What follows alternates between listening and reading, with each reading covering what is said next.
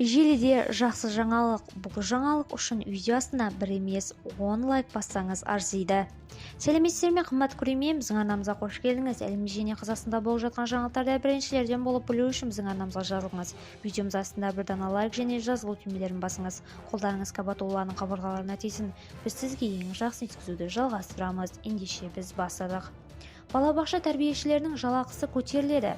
2023 жылдың қыркүйегінен бастап мектепке дейінгі тәрбие және білім беру педагогтерінің жалақысы тағы да 30%-ға өседі деп хабарлады ЛКЗ ақпарат агенттігі.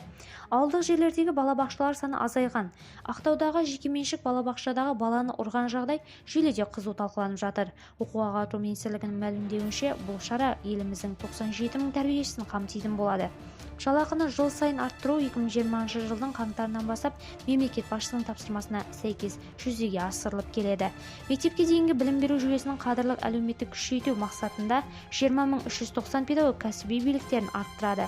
79 мектепке дейінгі ұйымда құзырет орталықтары жұмыс істейді. Мұнда тәрбиешілер өзара тәжірибе алмасып, өздік жұмыстарымен бөліседі. Сонымен қатар үкімет балабақшаларда жаңа орындар ашу бойынша шаралар қабылдауда.